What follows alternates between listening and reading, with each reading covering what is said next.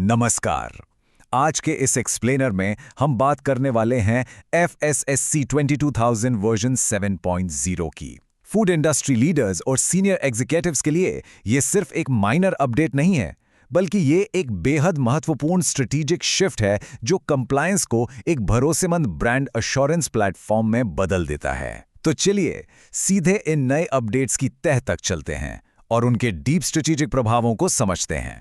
सोचिए, दुनिया की आबादी लगातार किस तेजी से बढ़ रही है और इसके साथ ही अफोर्डेबल, सेफ और हाई क्वालिटी फूड प्रोडक्ट्स की मांग भी स्काईरॉकेट हो रही है। वर्जन 7.0 का मूल आधार यही मैक्रोविजन है। आज खाद्य उद्योग पर सिर्फ ज्यादा उत्पादन करने का दबाव नहीं है, बल्कि ये सुनिश्चित करने का बड़ा चैलेंज है कि सप्लाई चेन के हर एक पॉइंट पर सुरक्षा और गुणवत्ता की एब्सोल्यूट गारंटी हो। आज के इस चर्चा का रोडमैप बिल्कुल क्लियर है। पहले हम V7.0 के स्ट्रेटेजिक विजन को समझेंगे, फिर बात करेंगे यूएन के सस्टेनेबल डेवलपमेंट गोल्स यानी SDGs की। उसके बाद हम फूड लॉस मैनेजमेंट, नई सप्लाई चेन कैटेगरीज और ई-कॉमर्स के इम्पैक्ट पर आएंगे। और आखिर में बात करेंगे सर्टिफिकेशन ट्रांजिशन प्रोसेस की। तो सबसे पहले शुरुआत करते हैं पहले हिस्से से, वर्जन 7.0 का रणनीतिक दृष्टिकोण यानी इसका स्ट्रेटेजिक विजन। ध्यान देने वाली बात यहाँ ये है कि ये तब्दीलियाँ कोई आम एडमिनिस्ट्रेटिव चेंजेस नहीं हैं, ये प्योरली स्ट्रेटेजिक हैं। इन्हें डिज़ाइन ही इसलिए किया गया है ताकि आधुनिक फूड सेफ्टी मैनेजमेंट को GFSI 2024 बेंचमार्क्स और यूएन के ग्लोबल सस्टेनेबिलिटी टारगेट्स के साथ परफेक्टली अलाइन किया जा सके। एक सीनियर लेवल पर यह समझना जरूरी है कि कंप्लायंस अब सिर्फ एक चेकबॉक्स टिक करने का मामला नहीं रहा। प्री रेक्विजिट प्रोग्राम्स के नए ISO 22002-X सीरीज को इंटीग्रेट करके स्कीम ने ब्रांड एश्योरेंस को ग्लोबली काफी मजबूत कर दिया है। सच कहें तो जो संस्थान ग्लोबल मार्केट्स में लीड करना चाहते हैं, उनके लिए ये एक बहुत बड़ा एडवांटेज है। आगे बढ़ते हैं दूसरे हिस्से की तरफ, सतत विकास लक्ष्यों यानी SDGs को आगे बढ़ाना। क्या कभी गौर किया है कि फूड लॉस और फूड वेस्ट के बीच टेक्निकल लेवल पर क्या फर्क है?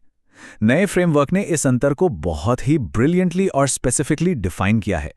देखिए, सप्लाई चेन में कंज्यूमर तक पहुंचने से पहले, जैसे प्रोडक्शन या स्टोरेज के दौरान जो नुकसान होता है, वो है फूड लॉस। जबकि खाने योग्य चीजों को जब रिटेल या उपभोग के स्तर पर फेंक दिया जाता है, तो वो फूड वेस्ट कहलाता है। कॉर्पोरेट स्ट्रैटेजी के हिसाब से इस डिफरेंस को समझना एक गेम चेंजर है। इससे मिटिगेशन स्ट्रैटेजीज ज्यादा टारगेटेड बनती हैं।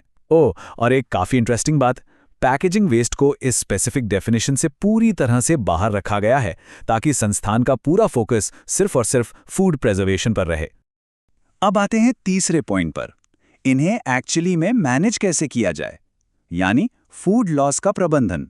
इन बड़े सस्टेनेबिलिटी लक्ष्यों को व्यवहारिक रूप देने के लिए फ्रेमवर्क ने 3 बिल्कुल सटीक स्टेप्स तय किए हैं। पहला, एक प्रॉपर्ली डॉक्यूमेंटेड पॉलिसी और स्ट्रैटेजी होनी ही चाहिए। दूसरा, जो भी लक्ष्य सेट किए जाएं, उनमें कोई हवाबाजी ना हो, वे बिल्कुल स्पष्ट, मापने योग्य यानी मेजरेबल होने चाहिए और एक स्ट्रिक्ट टाइमलाइन के अंडर होने चाहिए। और तीसरा, जो कि शायद सबसे इंपैक्टफुल पॉइंट है, अगर कोई संस्थान NGOs को या अपने ही एम्प्लॉयज को सरप्लस फूड डोनेट करता है, तो उस खाने की सुरक्षा और गुणवत्ता को इंश्योर करना अब एक फॉर्मल मैंडेट बन गया है।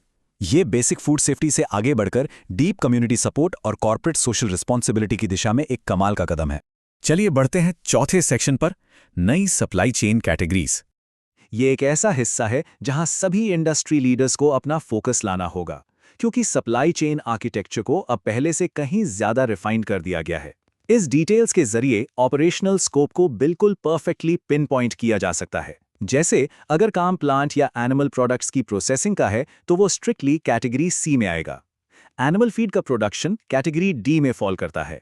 और एक बहुत जरूरी कैटेगरी, डायरेक्ट फूड कांटेक्ट में आने वाले पैकेजिंग मटेरियल्स बनाने वाले संस्थान अब कैटेगरी I के अंडर क्लासिफाई किए जाएंगे। इस लेवल की क्लैरिटी से रिसोर्सेज का एलोकेशन और रिस्क असेसमेंट प्रोसेस काफी स्मूथ और फुल प्रूफ हो जाता है। अब बात करते हैं पांचवें मुद्दे की, आधुनिक ई-कॉमर्स और रिटेल को नेविगेट करना। यहाँ जो चीज सबसे ज्यादा हाईलाइट होती है वो है इनके बीच का एक बिल्कुल क्लियर स्ट्रेटेजिक डिवाइड। सब कैटेगरी FI को फिजिकल हैंडलिंग के लिए रिजर्व रखा गया है। इसमें वेयरहाउसेज, फिजिकल स्टोर्स, माइनर प्रोसेसिंग्स आते हैं।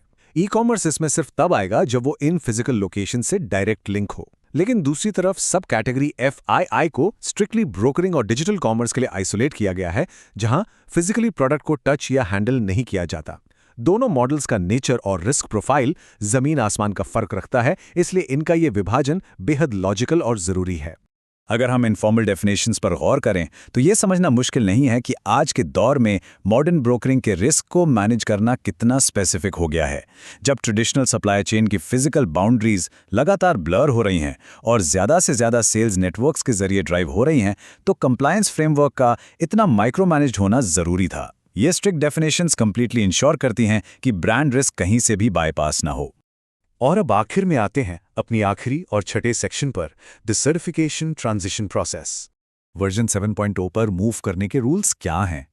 इस अपग्रेड के लिए हाईली डिसिप्लिन कॉर्पोरेट गवर्नेंस की मांग की गई है। ट्रांजिशन ऑडिट के वक्त किसी भी संस्थान का मौजूदा सर्टिफिकेशन एब्सोल्युटली 100% वैलिड होना चाहिए। इसमें किसी तरह का लूप होल नहीं चलेगा। साथ ही जो एग्जिस्टिंग सर्टिफिकेशन का स्कोप है वो नए स्कोप के बिल्कुल इक्विवेलेंट होना चाहिए। इसका मेन ऑब्जेक्टिव यही है कि ट्रांजिशन प्रोसेस कंप्लीटली एयरटाइट हो और ग्लोबली इस स्कीम की इंटेग्रिटी हाईएस्ट लेवल पर मेंटेन रहे। इस एक्सप्लेनर को रैप अप करते हुए एक ऐसी बात जो डीपली सोचने पर मजबूर कर देती है। जब ये स्कीम अब एआई सिस्टम्स के लिए फॉर्मल डेफिनेशंस ला रही है और एश्योरेंस प्लेटफॉर्म के डेटा ओनरशिप रूल्स को इतना सख्त बना रही है, तो एक बड़ा सवाल खड़ा होता है। क्या फूड ऑर्गेनाइजेशंस का एग्जिस्टिंग डिजिटल और डेटा इंफ्रास्ट्रक्चर इस नए हाईली एडवांस्ड कंप्लायंस एरा के लिए प्रैक्टिकली रेडी है? अब बात सिर्फ फूड हाइजीन की नहीं रही, टेक्नोलॉजी और डेटा रेडीनेस उतने ही क्रूशल हो गए हैं। इस नए पैराडाइम शिफ्ट पर जरूर विचार कीजिए। हमारी इस चर्चा में शामिल होने के लिए बहुत बहुत धन्यवाद।